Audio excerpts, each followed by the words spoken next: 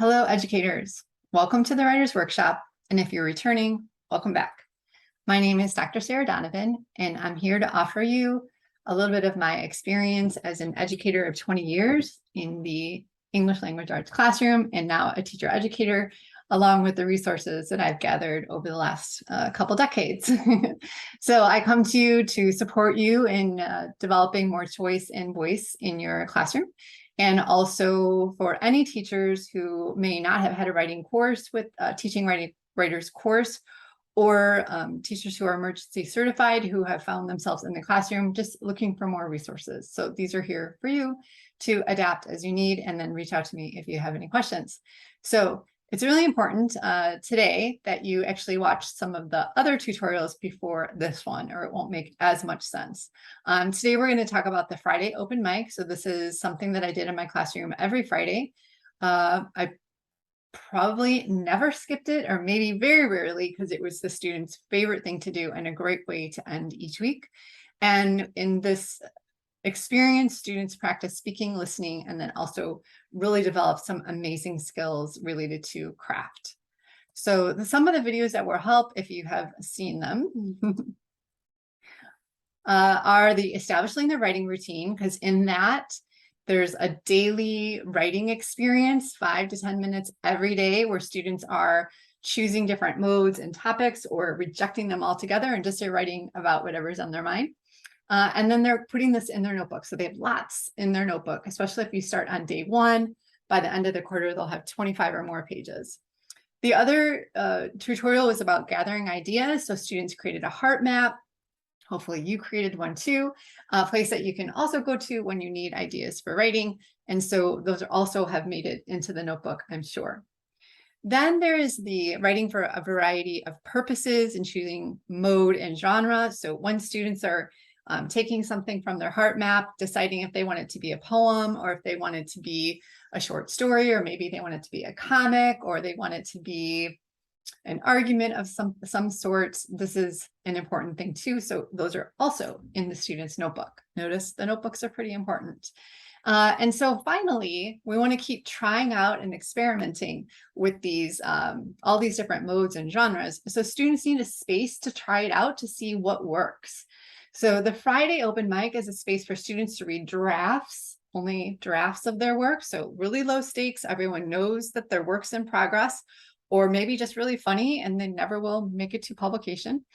And it's a structured protocol for students to do the reading, students to practice their speaking, practice their listening, and then complementing one another. So it's really lovely. So if you watch the other videos, this one will make a little bit more sense. So this is what I was talking about with the notebook. Students have collected a whole bunch of different topics and stories. Some they like more than others. So on the Friday open mic, students will choose one thing to share. Hopefully it's maybe 1, maybe 2 pages, not that much longer, because it's probably, I don't know, 5 or 6 students will have the chance to share on the Friday open mic. So that's why the notebook is important. And then I have students sign up each quarter. So if you spend first quarter with everyone's writing, they have 20 or more pieces to choose from. That way, second quarter, you can have students sign up. So I share the sign up in my classroom. We have 2 hosts every day, and the hosts have a really specific job that they get to do, and the students love it. And then several writers. So you can decide how much time you have on Friday to decide how many writers share. So every Friday, this is happening. And then what's cool about this is that on Thursday, the hosts like Danny and Sandra will go find Joe, Julia, Scott, and Prithika and say, hey, what are you going to share tomorrow? Do you want to do a quick run through? And then they can do the practice reading. And that way we all know, or everybody knows what they're going to share, and they've done a little bit of practice before Friday. When students come into class on Friday, I usually have this GIF of like some kind of coffee shop or something to kind of set the tone of like a cozy coffee shop open mic. I usually have twinkle lights up and things like that. And then students know the order that they're going to be presenting, and that assuages any sort of nervousness about it. There are some scripts that I offer too for the hosts and for the writer. So the hosts have this great job of just saying, welcome to open mic, and then everyone claps. And then they say today's featured writers are, and then go through the list. And then let's give a warm welcome to our first writer, and everyone claps. So it's good practice being an audience as well. When the writer comes up, usually they have a music stand or something that I've borrowed from our music director. And they kind of lay their notebook on the counter. They also on the music stand. And then I also, if you have Chromebooks or iPads, I ask students to record themselves as an artifact of their speaking skills. And then if they do 3 or 4 of these over the school year, they can document their growth in public speaking. Brilliant. Okay. When the writer comes up, they say, hello, my name is, the mode of this piece is like argument, narratives. Okay. The genre or form is science fiction, poem. And then they read. No qualitative kind of comments like, oh, it's not very good, or oh, it's just not, it's in draft form. None of that. We just read it because everyone knows it's a draft. And then when they're done, they say thank you. And this is everyone's signal to clap. That's how it works. So you go through everybody shares, hosts do their job, and then the hosts facilitate a really important part, which is complimenting. Now, in order for students to do a good job complimenting, and also to practice their listening skills, they need some way to engage them.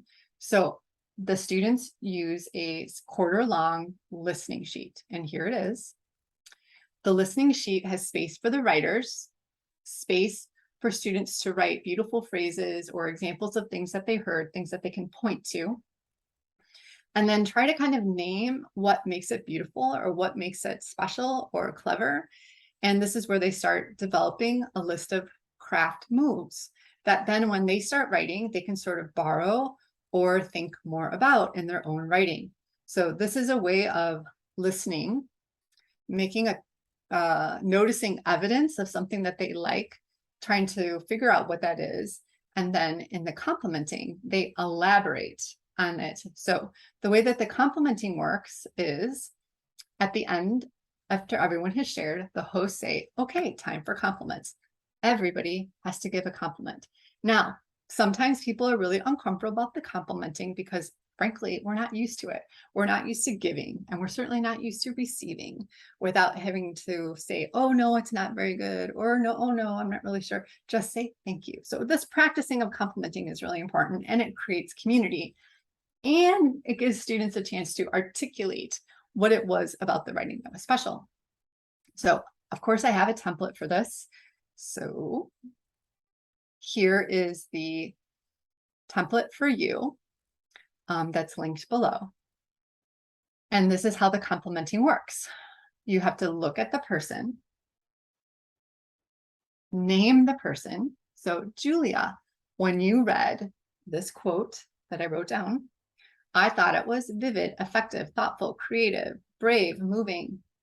And it was an example of a simile. And this is why. Okay? So Julia, or Julie, when you read rotting stench of a fish left in the garbage for days, I thought it was a powerful example of sensory language because fish in the garbage is offensive and it lingers, kind of like what was happening in your story with that character, right? And then the person says, thank you. That's all. But you just kind of go around and do this several times.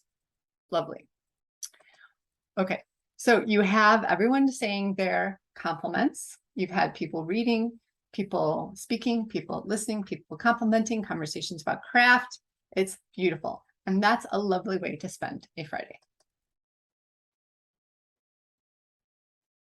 Now, here's an example of a Friday open mic. Enjoy. My name is Harini. This piece is a story, and it is about the time that I was sick. I awoke from my slumber, eyelids heavy, to hear the awful bleep of the alarm. I turned onto my side, knowing it would take forever to climb down from my loft-high bed. The bleep faded away until it was just a faint ringing in my head.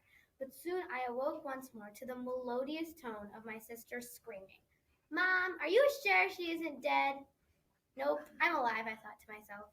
My eyelids began to droop once more, but I was jolted awake by my mother's gentle tug on my sleeve. She seemed to speak to me from my dreams. "Come on now, you have to get to school," she whispered. School. That one word sent my nerves into a whirl. "I'm up," I shouted, climbing down the black wooden ladder from the top bunk. I rushed into the bathroom, eyeing the clock that read 7:15. The water rushed on as I busied myself by getting ready. "Don't forget to eat something," my mother cooed. I grumbled a reply as my hand reached for the 100th tissue for the morning. By the time I was out of the house, I longed for my warm covers. Shivering to the bus stop, I hopped onto the bus groggily. "Excuse me," I mumbled, working my way through the row of backpacks. "Hey guys," my sister brightly screeched behind me.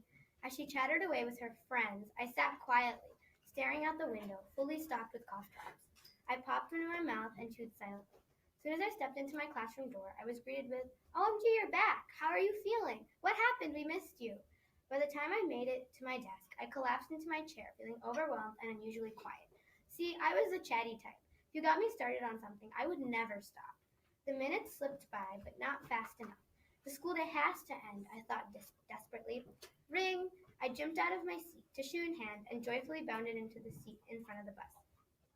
After a day of maybe you should get a drink and you can blow your nose, I was ready for the warm covers that would start and end my day. My happy place. Hello, Saturday. Thank you.